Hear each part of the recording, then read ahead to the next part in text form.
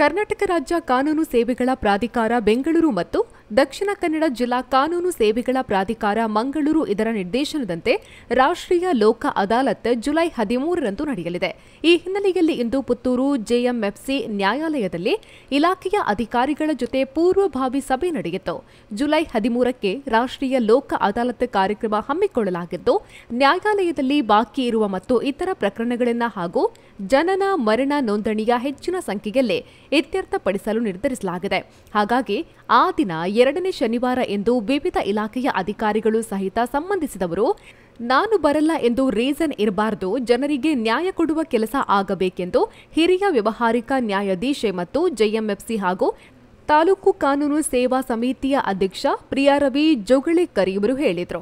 5ನೇ ಹೆಚ್ಚುವರಿ ಜಿಲ್ಲಾ ಮತ್ತು ಸತ್ರ ನ್ಯಾಯಾಧೀಶೆ ಸರಿತಾ, ಸಹಾಯಕ ಕಮಿಷನರ್ ಜುಬಿನ್ ಮೋಹಪಾತ್ರ, ಹೆಚ್ಚುವರಿ ವ್ಯವಹಾರಿಕ ನ್ಯಾಯಾಧೀಶ ಶಿವಣ್ಣ ಎಚ್ಆರ್, 2ನೇ ಹೆಚ್ಚುವರಿ ವ್ಯವಹಾರಿಕ ನ್ಯಾಯಾಧೀಶ ಯೋಗೇಂದ್ರ ಶೆಟ್ಟಿ ವೇದಿಕೆಯಲ್ಲಿ ಉಪಸ್ಥಿತರಿದ್ದರು. ಡೆಲ್ಲಿಯಿಂದ ತೊಡಗಿ ಹಳ್ಳಿಯವರೆಗೆ ಪ್ರಧಾನಮಂತ್ರಿ ನರೇಂದ್ರ ಮೋದಿ ಅವರಿಂದ ತೊಡಗಿ ರಾಜ್ಯ ಬಿಜೆಪಿ ನಾಯಕರವರೆಗೆ ಜನಪರವಾದ ಯಾವ ಕಾಳಜಿಯೂ ಇಲ್ಲ. ಇವರು ಮಾಡುವುದು ಕೇವಲ ತೋರಿಕೆಯ ರಾಜಕಾರಣ ಮಾತ್ರ ಎಂದು ಕಾಂಗ್ರೆಸ್ನ ವಕ್ತಾರ ಅಮಲಾ ರಾಮಚಂದ್ರ ಪತ್ರಿಕಾಗೋಷ್ಠಿಯಲ್ಲಿ ಆರೋಪಿಸಿದ್ದಾರೆ. ಹಾಲಿನ ದರ ಏರಿಕೆಯಾಗಿದೆ ಎಂದು ಬಿಜೆಪಿ ಪ್ರತಿಭಟನೆ ಮಾಡ್ತಾ ಇದೆ. ಆದರೆ ಅಸಲಿಗೆ ಹಾಲಿನಲ್ಲಿ ಯಾವ ಏರಿಕೆ ಕೂಡ ಆಗಲಿಲ್ಲ. ಹಾಲಿನ ಪ್ಯಾಕೆಟ್ನಲ್ಲಿ ನೀಡುವ ಹೆಚ್ಚುವರಿ ಹಾಲಿಗೆ ಅನುಗುಣವಾಗಿ ಹಾಲಿನ ಪ್ಯಾಕೆಟ್ ಬೆಲೆ ಏರಿಕೆಯಾಗಿದೆಯೇ ಹೊರತು ಹಾಲಿನ ದರ ಏರಿಕೆಯಾಗಲೇ ಇಲ್ಲ. ಉತ್ಪಾದನೆಯಾದ ಮಿಗತೆ ಹಾಲನ್ನ ರೈತಪರವಾಗಿ ವಿಲೇವಾರಿ ಮಾಡಬೇಕೆಂಬ ಉದ್ದೇಶದಿಂದ ಹೆಚ್ಚುವರಿ ಹಾಲನ್ನ ಪ್ರತಿ ಪ್ಯಾಕೆಟ್ನಲ್ಲಿ 50 ml ಹೆಚ್ಚು ನೀಡಿ ಆ ಪ್ರಮಾಣಕ್ಕೆ ಅನುಗುಣವಾಗಿಯೇ ₹2 ಏರಿಸಿ ಮಾರಾಟ ಮಾಡಲಾಗ್ತಾ ಇದೆ. ರೈತರ ಹಿತದೃಷ್ಟಿಯಿಂದ ರಾಜ್ಯ ಸರ್ಕಾರ ತೆಗೆದುಕೊಂಡ ಈ ಕ್ರಮವನ್ನ ಕೇವಲ ವಿರೋಧಕ್ಕಾಗಿ ವಿರೋಧಿಸುವ ರಾಜ್ಯ ಬಿಜೆಪಿಯ ಕ್ರಮ ಅದು ರೈತ ವಿರೋಧಿಯಾಗಿದೆ ಎಂದು ಹೇಳಿದ್ದಾರೆ. ಆಗಸ್ಟ್ 16ಕ್ಕೆ ವರಮಹಾಲಕ್ಷ್ಮಿ ಪೂಜೆ ನಡೆಯಲಿದ್ದು, ಈ ಹಿನ್ನೆಲೆಯಲ್ಲಿ ವರಮಹಾಲಕ್ಷ್ಮಿ ಪೂಜಾ ಸೇವಾ ಸಮಿತಿ ಪುತ್ತೂರು ವತಿಯಿಂದ ಮಹಾಲಿಂಗೇಶ್ವರ ದೇವಾಲಯದ ನಟರಾಜ ವೇದಿಕೆಯಲ್ಲಿ ಸಾಮೂಹಿಕ ಶ್ರೀ ವರಮಹಾಲಕ್ಷ್ಮಿ ಪೂಜೆಗೆ ಪೂರ್ವ ಸಿದ್ಧತಾ ಸಭೆ ನಡೆಯಿತು. ಪುತ್ತೂರಿಗೆ ಮೆಡಿಕಲ್ ಕಾಲೇಜು ಮಂಜೂರು ಮಾಡುವಂತೆ ಮತ್ತು ಕ್ಷೇತ್ರದ ಅಭಿವೃದ್ಧಿ ಕಾರ್ಯಗಳಿಗೆ ಹೆಚ್ಚಿನ ಅನುದಾನ ನೀಡುವಂತೆ ಶಾಸಕ ಅಶೋಕ್ ಕುಮಾರ್ ರೈ ಅವರು ಮುಖ್ಯಮಂತ್ರಿಗಳಿಗೆ ಮನವಿಯನ್ನ ಮಾಡಿದ್ದಾರೆ. ಜುಲೈ 3ರಂದು ಬೆಂಗಳೂರಿನಲ್ಲಿರುವ ಸಿಎಂ ನಿವಾಸದಲ್ಲಿ ಸಿದ್ದರಾಮಯ್ಯ ಅವರನ್ನ ಭೇಟಿಯಾಗಿ ಮನವಿಯನ್ನ ಸಲ್ಲಿಸಿದ್ದಾರೆ. ಸುಮಾರು ಅರ್ಧ ಗಂಟೆಗಳ ಕಾಲ ಸಿದ್ದರಾಮಯ್ಯ ಅವರೊಂದಿಗೆ ಮಾತುಕತೆ ನಡೆಸಿದ ಶಾಸಕರು ಪುತ್ತೂರಿಗೆ ಮೆಡಿಕಲ್ ಕಾಲೇಜು ಬೇಡಿಕೆಯನ್ನ ನೆನಪಿಸಿದರು. ಬಜೆಟ್ನಲ್ಲಿ ಈ ಬಾರಿ ಅನುಮೋದನೆಯಾಗಬೇಕು ಮತ್ತು ನನ್ನ ಕ್ಷೇತ್ರದ ಜನರ ಬಹುಕಾಲ ಬೇಡಿಕೆಯಾದ ಮೆಡಿಕಲ್ ಕಾಲೇಜನ್ನು ಮಂಜೂರು ಮಾಡುವಂತೆ ಮನವಿಯನ್ನ ಮಾಡಿದ್ದಾರೆ. ಬೆಟ್ಟಂಪಾಡಿ ವಿದ್ಯಾಗಿರಿ ಪ್ರಿಯದರ್ಶಿನಿ ವಿದ್ಯಾಸಂಸ್ಥೆಯಲ್ಲಿ ವಿದ್ಯಾರ್ಥಿಗಳಿಗಾಗಿ ಅಬಕಾಸ್ ತರಬೇತಿ ತರಗತಿ ಕಾರ್ಯಕ್ರಮವು ಜುಲೈ 2ರಂದು ಉದ್ಘಾಟನೆಗೊಂಡಿತ್ತು. ಐಆರ್ಸಿಎಂಡಿ ಎಜುಕೇಷನ್ ಸೆಂಟರ್ ಇದರ ಸಿಇಒ ಆಗಿರುವ ಪ್ರಫುಲ್ಲ ಗಣೇಶ್ ಅವರು ಕಾರ್ಯಕ್ರಮವನ್ನು ಉದ್ಘಾಟಿಸಿದರು. ಬೆಟ್ಟಂಪಾಡಿ ಶ್ರೀ ಮಹಾಲಿಂಗೇಶ್ವರ ದೇವಸ್ಥಾನದ ವಠಾರದಲ್ಲಿ ದಸರಾ ಸಂದರ್ಭದಲ್ಲಿ ವಿಶ್ವ ಹಿಂದೂ ಪರಿಷತ್, ಬಜರಂಗದಳ, ಮಾತೃ ಮಂಡಳಿ, ದುರ್ಗಾ ವಾಹಿನಿ, ದುರ್ಗಾ ಪೂಜಾ ಸಮಿತಿ ವತಿಯಿಂದ ನಡೆಯಲಿರುವ 12ನೇ ವರ್ಷದ ಸಾಮೂಹಿಕ ದುರ್ಗಾ ಪೂಜೆಯ ಸಮಿತಿಯ ನೂತನ ಪದಾಧಿಕಾರಿಗಳ ಆಯ್ಕೆ ಇತ್ತೀಚೆಗೆ ನಡೆಯಿತು. ಅಧ್ಯಕ್ಷರಾಗಿ ದೇವಿ ಪ್ರಸಾದ್ ಬೈಲಾಡಿ ಇರ್ದೆಬೀಡು, ಕಾರ್ಯದರ್ಶಿಯಾಗಿ ಉಮೇಶ್ ಬಳ್ಳಾಲ್ಬೇಡು, ಕೋಶಾಧಿಕಾರಿಯಾಗಿ ಮನೋಜ್ ರೈ ಮುರ್ಕಾಜೆ, ಉಪಾಧ್ಯಕ್ಷರುಗಳಾಗಿ ಸಂತೋಷ್ ಕುಮಾರ್ ಬೇರಿಕೆ, ಅರುಣ್ ಗೌಡ ಬಳ್ಳಿತ್ತಡ್ಡ ಆಯ್ಕೆಯಾಗಿದ್ದಾರೆ. ಪೆರಿಯಡ್ಕ ಸರ್ವೋದಯ ಪ್ರೌಢಶಾಲೆಯಲ್ಲಿ ಪೋಕ್ಸೋ ಮತ್ತು ಸೈಬರ್ ಕ್ರೈಂ ಮಾಹಿತಿ ಕಾರ್ಯಾಗಾರ ನಡೆಯಿತು.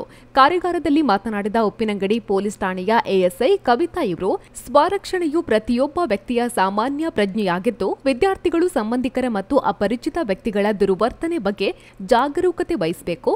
ಮೊಬೈಲ್ ಬಳಕೆಯಲ್ಲಿ ಅಪರಿಚಿತ ವ್ಯಕ್ತಿಗಳ ಸಂದೇಶಗಳು ಬಂದರೆ ಪೋಷಕರಿಗೆ ತಿಳಿಸಬೇಕು ಎಂದು ಹೇಳಿದರು. ಜನಸಂಘದ ಸ್ಥಾಪಕರಾದ ಶ್ಯಾಮ ಪ್ರಸಾದ್ ಮುಖರ್ಜಿ ಅವರ ಪುಣ್ಯ ಸ್ಮರಣೆಯ ಅಂಗವಾಗಿ ಬಿಜೆಪಿ ಸುಳ್ಯ ಮಂಡಲ, ಬಿಜೆಪಿ ಎಸ್ಟಿ ಮೋರ್ಚಾ ಸುಳ್ಯ ಮಂಡಲ, ಬಿಜೆಪಿ ಸವಣೂರು ಮಹಾಶಕ್ತಿ ಕೇಂದ್ರ ಇದರ ವತಿಯಿಂದ ಸಸಿನಾಟಿ ಕಾರ್ಯಕ್ರಮ ಸವಣೂರಿನ ಕಾಯರ್ಕಾದಲ್ಲಿ ನಡೆಯಿತು. ಸವಣೂರು ಹಾಲು ಉತ್ಪಾದಕರ ಸಹಕಾರಿ ಸಂಘದ ಅಧ್ಯಕ್ಷ ಕೃಷ್ಣ ಭಟ್ ಕುಕ್ಕುಜೆ ಇವರು ಚಾಲನೆಯನ್ನ ನೀಡಿದರು. ಚಾರ್ವಕ ಗ್ರಾಮದ ನಾಣಿಲ ಜಂಕ್ಷನ್ನಿಂದ ಅಂಬುಲಾವರೆಗೆ ವಿದ್ಯುತ್ ತಂತಿಗಳಿಗೆ ತಾಕ್ತಾ ಇದ್ದ ಮರದ ಗೆಲ್ಲುಗಳ ತೆರವು ಕಾರ್ಯವನ್ನು ವಿದ್ಯುತ್ ಬಳಕೆದಾರರು ಶ್ರಮದಾನದ ಮೂಲಕ ಮಾಡಿದ್ದಾರೆ. That's my gadget. Let's go have some fun then. Introducing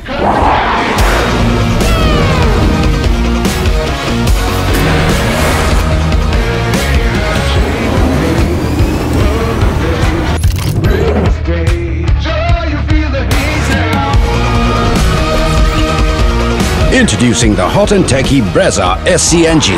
Cool new SCNG tech for a cool new generation. ಕಳೆದ 3 ವರ್ಷಗಳ ಅವಧಿಯಲ್ಲಿ ಯುವ ಜನತೆಗೆ ಅನುಕೂಲವಾಗುವ ನಿಟ್ಟಿನಲ್ಲಿ ಸರ್ಕಾರ ಮತ್ತು ಸರ್ಕಾರಿ ಸ್ವಾಮ್ಯದ ಎಲ್ಲಾ ಸ್ಪರ್ಧಾತ್ಮಕ ಪರೀಕ್ಷೆಗಳ ತರಬೇತಿಯನ್ನು ನೀಡುತ್ತಾ ಯಶಸ್ವಿಯಾಗಿ ಮುನ್ನಡೆಯುತ್ತಿರುವ ವಿದ್ಯಾಮಾತಾ ಅಕಾಡೆಮಿಯು ಇದೀಗ ಕಾರಣಾಂತರದಿಂದ ತಡೆಹಿಡಿಯಲಾದ 2024ನೇ ಸಾಲಿನ ರಾಷ್ಟ್ರೀಯ ಅರ್ಹತಾ ಪರೀಕ್ಷೆ 2024ರ ಮರು ಪರೀಕ್ಷೆಯನ್ನು ಸರ್ಕಾರವು ಆಗಸ್ಟ್ ತಿಂಗಳಿನ ಅಂತ್ಯದಲ್ಲಿ ನಡೆಸಲು ಉದ್ದೇಶಿಸಿದೆ. ಇದಕ್ಕೆ ಪೂರಕವಾಗಿ ವಿದ್ಯಾಮಾತಾ ಅಕಾಡೆಮಿಯು 1 ತಿಂಗಳ ಅವಧಿಯಲ್ಲಿ ಆನ್ಲೈನ್ ಮೂಲಕ ತರಬೇತಿಯನ್ನು ನೀಡಲಿದ್ದು, ಮರುಪರೀಕ್ಷೆಯನ್ನ ಎದುರಿಸಲಿರುವ ವಿದ್ಯಾರ್ಥಿಗಳು ಈ ತರಗತಿಯನ್ನ ಸದುಪಯೋಗಪಡಿಸಿಕೊಳ್ಳಬಹುದು. 1 ತಿಂಗಳ ಅವಧಿಯಲ್ಲಿ ನಡೆಯಲಿರುವ ಈ ತರಬೇತಿಯು ಆನ್ಲೈನ್ ಮೂಲಕ ದಿನಾಂಕ 10/7/2024ರಿಂದ ದಿನನಿತ್ಯ 1 ಗಂಟೆ ಅಂದರೆ ರಾತ್ರಿ ಸಮಯ 8ರಿಂದ 9ರವರೆಗೆ ನಡೆಯಲಿದೆ. ಆಸಕ್ತ 25 ಅಭ್ಯರ್ಥಿಗಳಿಗೆ ಮಾತ್ರ ಅವಕಾಶ ಇದೆ. ಕೂಡಲೇ ಸಂಸ್ಥೆಯನ್ನ ಸಂಪರ್ಕಿಸಿ ದಾಖಲೆಯನ್ನ ಪಡೆದುಕೊಳ್ಳಲು ವಿದ್ಯಾಮಾತಾ ಅಕಾಡೆಮಿಯು ಪ್ರಕಟಣೆಯಲ್ಲಿ ತಿಳಿಸಿದೆ. 2024-25ನೇ ಸಾಲಿನ ವಿಕಲಚೇತನರ ಮತ್ತು ಹಿರಿಯ ನಾಗರಿಕರ ಸಬಲೀಕರಣ ಇಲಾಖೆಯಿಂದ ಅನುಷ್ಠಾನಗೊಂಡಿರುವ 13 ಫಲಾನುಭವಿ ಆಧಾರಿತ ಯೋಜನೆಗಳನ್ನು ಸುವಿಧಾ ಯೋಜನೆ ಡಿಬಿಟಿ ಮೂಲಕ ಆನ್ಲೈನ್ ವೇದಿಕೆಯಲ್ಲಿ ಅಳವಡಿಸಿ ಸೇವಾ ಸಿಂಧು ತಂತ್ರಾಂಶದಲ್ಲಿ ಅರ್ಜಿ ಆಹ್ವಾನಿಸಲಾಗಿದೆ. ಅರ್ಹ ಅಭ್ಯರ್ಥಿಗಳು ಗ್ರಾಮ 1, ಕರ್ನಾಟಕ 1 ಮತ್ತು ಸೇವಾ ಸಿಂಧು ಪೋರ್ಟಲ್ ಮೂಲಕ ಅರ್ಜಿಯನ್ನು ಸಲ್ಲಿಸಬೇಕು. ವಾಹನಗಳಿಗೆ ಬೇಕಾಬಿಟ್ಟಿ ಎಕ್ಸ್ಟ್ರಾ ಲೈಟ್ ಅಳವಡಿಸಿಕೊಂಡು ಚಲಾಯಿಸುವ ಚಾಲಕರು ಇನ್ನು ಮುಂದೆ ಎಚ್ಚರಿಕೆ ವಹಿಸಬೇಕಾಗಿದೆ. ಹೈ ಬೀಮ್ ಲೈಟ್ ಉಪಯೋಗಿಸ್ತಾ ಇರುವ ವಾಹನ ಸವಾರರ ವಿರುದ್ಧ ಕ್ರಮ ಕೈಗೊಳ್ಳಲಾಗುತ್ತಿದೆ. ಪುತ್ತೂರು ಸಂಚಾರ ಪೊಲೀಸರು ಈಗಾಗಲೇ ಕಾರ್ಯಾಚರಣೆ ಆರಂಭಿಸಿದ್ದಾರೆ. ರಾತ್ರಿ ವೇಳೆ ಹೈ ಬೀಮ್ ಲೈಟ್ ಉಪಯೋಗದಿಂದ ಅಪಘಾತ ಪ್ರಕರಣಗಳು ಹೆಚ್ಚುತ್ತಿರುವ ಹಿನ್ನೆಲೆಯಲ್ಲಿ ನಿಯಮ ಬಾಹಿರವಾಗಿ ವಾಹನಗಳಿಗೆ ಎಲ್ಇಡಿ ದೀಪಗಳನ್ನು ಅಳವಡಿಸಿರುವವರ ವಿರುದ್ಧ ಕ್ರಮ ಜರುಗಿಸಲು ಪೊಲೀಸ್ ಇಲಾಖೆ ಮುಂದಾಗಿದೆ. ಎಲ್ಇಡಿ ಲೈಟ್ಗಳು ವಿಪರೀತವಾಗಿ ಪ್ರಕಾಶಮಾನವಾಗಿರುವುದರಿಂದ ಎದುರಿನಿಂದ ಬರುವ ವಾಹನ ಸವಾರರಿಗೆ ಸಮಸ್ಯೆಯಾಗಿ ರಸ್ತೆ ಅಪಘಾತಕ್ಕೆ ಕಾರಣವಾಗ್ತಾ ಇದೆ. ಅಕ್ರಮ ಎಲ್ಇಡಿ ದೀಪಗಳನ್ನು ಹೊಂದಿದ ವಾಹನ ಮಾಲೀಕರನ್ನ ಗುರುತಿಸಿ ಮತ್ತು ದಂಡ ವಿಧಿಸಲು ಟ್ರಾಫಿಕ್ ಪೊಲೀಸರು ಜುಲೈನಿಂದ ವಿಶೇಷ ಅಭಿಯಾನವನ್ನು ಪ್ರಾರಂಭಿಸಿದ್ದು, ಭಾರತೀಯ ಮೋಟಾರ್ ವಾಹನಗಳ ಕಾಯ್ದೆಯಡಿ ಪ್ರಕರಣ ದಾಖಲಿಸುತ್ತಿದ್ದಾರೆ. ಪುತ್ತೂರಿನಲ್ಲಿ ಈ ರೀತಿ ಅಕ್ರಮ ಎಲ್ಇಡಿ ದೀಪಗಳನ್ನು ಅಳವಡಿಸಿಕೊಂಡಿರುವ ಅನೇಕ ವಾಹನಗಳನ್ನು ಪತ್ತೆ ಮಾಡಿ ಮಾಲೀಕರಿಗೆ ತಿಳುವಳಿಕೆಯನ್ನು ನೀಡಿ ಅಕ್ರಮ ಎಲ್ಇಡಿ ಬಲ್ಬ್ಗಳ ತೆರವಿಗೆ ಸೂಚನೆಯನ್ನು ನೀಡಲಾಗಿದೆ.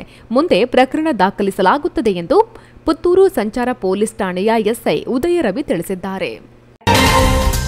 ದಕ್ಷಿಣ ಕನ್ನಡ ಲೋಕಸಭಾ ಕ್ಷೇತ್ರದ ನೂತನ ಸಂಸದರಾಗಿರುವ ಕ್ಯಾಪ್ಟನ್ ಬ್ರಿಜೇಶ್ ಚೌಟ ಅವರು ದೆಹಲಿಯಲ್ಲಿ ಕೇಂದ್ರದ ಹಲವು ಸಚಿವರುಗಳನ್ನು ಭೇಟಿಯಾಗಿ ದಕ್ಷಿಣ ಕನ್ನಡ ಜಿಲ್ಲೆಯ ವಿವಿಧ ಅಭಿವೃದ್ಧಿ ಯೋಜನೆಗಳ ಕುರಿತು ಚರ್ಚಿಸಿ ಕ್ಷೇತ್ರಕ್ಕೆ ಹೆಚ್ಚಿನ ಅನುದಾನ ನೀಡುವಂತೆ ಮತ್ತು ಕ್ಷೇತ್ರದ ಬೇಡಿಕೆಗಳು ಸಮಸ್ಯೆಗಳಿಗೆ ಸ್ಪಂದಿಸುವಂತೆ ಮನವಿಯನ್ನು ಸಲ್ಲಿಸಿದ್ದಾರೆ.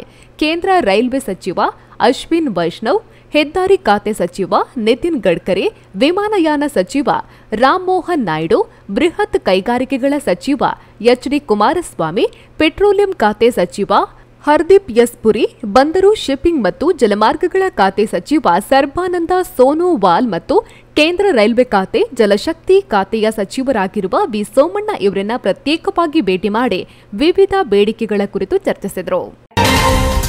ಡಾಕ್ಟರ್ಸ್ ಡೇ ಪ್ರಯುಕ್ತ ರೋಟರಾಕ್ಟ್ ಕ್ಲಬ್ ಪುತ್ತೂರು ಸ್ವರ್ಣದಿಂದ ರೋಟರಾಕ್ಟ್ ಸಮಾಗಮ ಕಾರ್ಯಕ್ರಮದಲ್ಲಿ ಸರ್ಕಾರಿ ಆಸ್ಪತ್ರೆಯ ಡಾಕ್ಟರ್ ಜೈದೀಪ್ ಮತ್ತು ನಿವೃತ್ತ ಪಶು ವೈದ್ಯ ಡಾಕ್ಟರ್ ಎಂಎಸ್ ಭಟ್ ಇವರನ್ನು ಸನ್ಮಾನಿಸಲಾಯಿತು.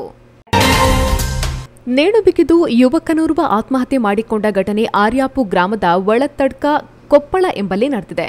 ಸಿದ್ದಿಕ್ ಅನ್ಸಾರ್ ಎಂಬುವರು ಆತ್ಮಹತ್ಯೆ ಮಾಡಿಕೊಂಡವರು. ಮೂಲತಃ ರೆಂಜಲಾಡಿ ನಿವಾಸಿಯಾಗಿ ಬಾಡಿಗೆ ಮನೆಯಲ್ಲಿದ್ದ ಇವರು ಪ್ರಸ್ತುತ ಆರ್ಯಾಪು ಗ್ರಾಮದ ಒಳತಡ್ಕ ಕೊಪ್ಪಳದಲ್ಲಿ ವಾಸ್ತವ್ಯವಿದ್ದರು.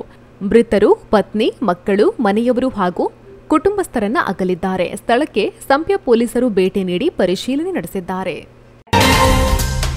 ದಕ್ಷಿಣ ಕನ್ನಡ ಜಿಲ್ಲಾ ನೂತನ ಎಸ್ಪಿಯಾಗಿ ಯತೀಶ್ ಎನ್ ಎಂದು ಅಧಿಕಾರ ಸ್ವೀಕರಿಸಿದ್ದಾರೆ. ಜಿಲ್ಲಾ ಎಸ್ಪಿ ರಿಷ್ಯಂತ್ ಸಿಬಿ ಅವರಿಂದ ತೆರವಾದ ಸ್ಥಾನಕ್ಕೆ ಮಂಡ್ಯದ ಎಸ್ಪಿಯಾಗಿ ಕಾರ್ಯನಿರ್ವಹಿಸ್ತಾ ಇದ್ದ ಯತೀಶ್ ಅವರನ್ನ ಬುಧವಾರ ರಾಜ್ಯ ಸರ್ಕಾರ ವರ್ಗಾವಣೆಗೊಳಿಸಿ ಆದೇಶವನ್ನು ಹೊರಡಿಸಿತ್ತು. ನೂತನ ಎಸ್ಪಿ ಯತೀಶ್ ಎನ್ ಇವರು ಇಂದು ಅಧಿಕಾರವನ್ನು ಸ್ವೀಕರಿಸಿದರು.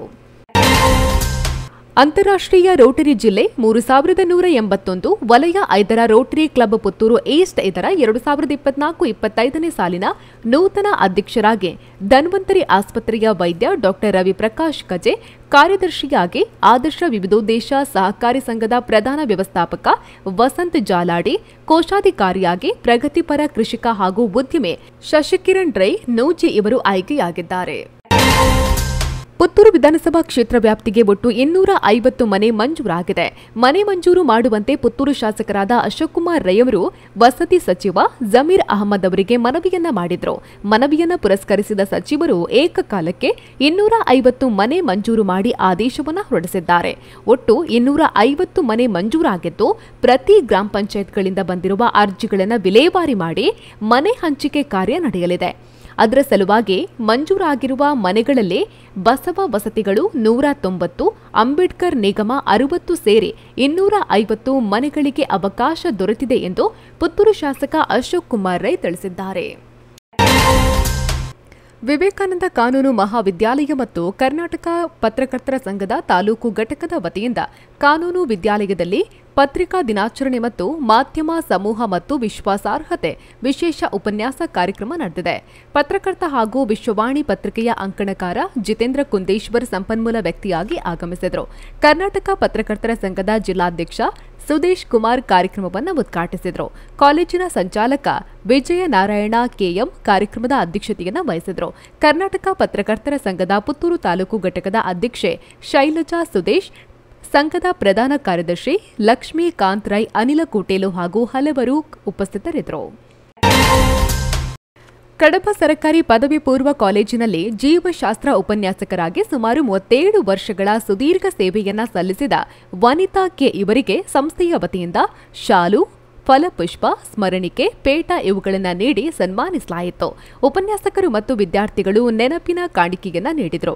ಇದೇ ಸಂದರ್ಭದಲ್ಲಿ 2024-25ನೇ ಸಾಲಿನ ಪ್ರವೇಶ ಪಡೆದ ಕಲಾ, ವಾಣಿಜ್ಯ ಮತ್ತು ವಿಜ್ಞಾನ ವಿಭಾಗದ ಸುಮಾರು 67 ದ್ವಿತೀಯ ಪಿಯುಸಿಯ ವಿದ್ಯಾರ್ಥಿಗಳ ಸ್ವಾಗತ ಕಾರ್ಯಕ್ರಮ ನಡೆಯಿತು. ವೈದ್ಯರ ದಿನಾಚರಣೆ ಅಂಗವಾಗಿ ಕಡಬಾದ ಶ್ರೀದೇವಿ ಯಕ್ಷಕಲಾ ಕೇಂದ್ರದ ವತಿಯಿಂದ ಖ್ಯಾತ ವೈದ್ಯ ಡಾ ಸಿಕೆ ಶಾಸ್ತ್ರಿ ಇವರಿಗೆ ಸನ್ಮಾನ ಮಾಡಲಾಯಿತು. ಕಬಕ ಸರ್ಕಾರಿ ಪದವಿ ಪೂರ್ವ ಕಾಲೇಜಿನ 2024-25ನೇ ಸಾಲಿನ ವಿದ್ಯಾರ್ಥಿ ಸಂಘದ ರಚನೆ ಪ್ರಾಂಶುಪಾಲರ ಮತ್ತು ಉಪನ್ಯಾಸಕರ ಉಪಸ್ಥಿತಿಯಲ್ಲಿ ನಡೆಯಿತು. ಅಧ್ಯಕ್ಷಿಯಾಗಿ ದ್ವಿತೀಯ ವಾಣಿಜ್ಯ ವಿಭಾಗದ ಸಂಜನಾ, ಉಪಾಧ್ಯಕ್ಷಿಯಾಗಿ ಆಯಿಷತ್ ಅಂಶಿರಾ ಹಾಗೂ ಜೊತೆ ಕಾರ್ಯದರ್ಶಿಯಾಗಿ ದ್ವಿತೀಯ ವಾಣಿಜ್ಯ ವಿಭಾಗದ ದೀಕ್ಷಿತ್ ಆಯ್ಕೆಯಾಗಿದ್ದಾರೆ.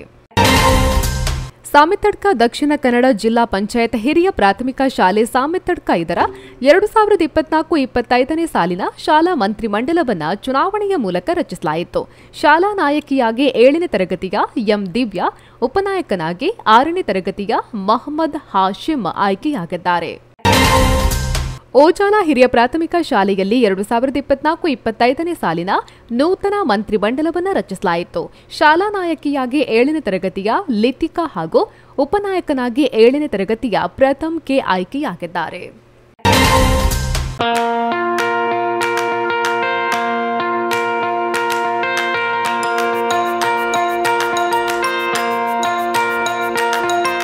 Dr. M.V. Shetty Institutions, Mangaluru. Empowering dreams and achieving greatness since 1985. Dr. M.V. Shetty College prides itself in its history of 38 years. It undertook path-breaking initiatives in Indian higher education with the introduction of innovative and modern curricula, insistence on academic discipline, imparting of holistic education, and adoption of global higher education practices with the support of creative and dedicated staff. First private college in Karnataka offering diverse healthcare programs, offers you multiple of courses.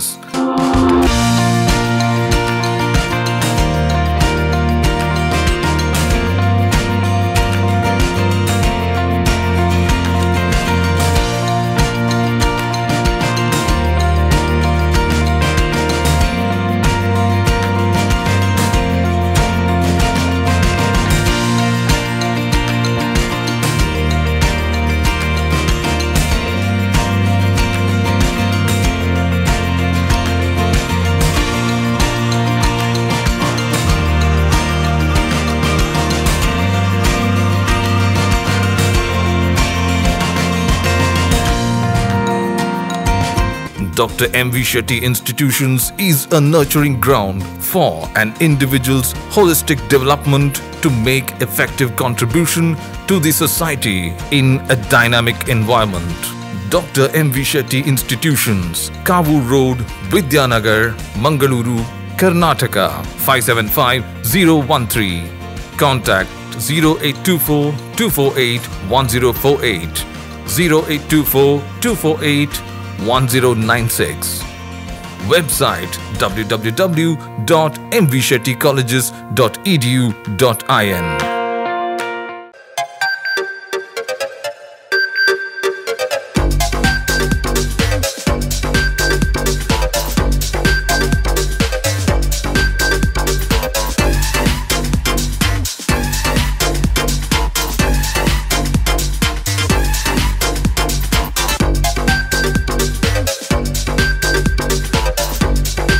Navratan Electrical and Plumbing Wholesale Dealers in Electricals, Plumbing, Hardware, Home Appliances, Sanitary, LED Lights and Electronics.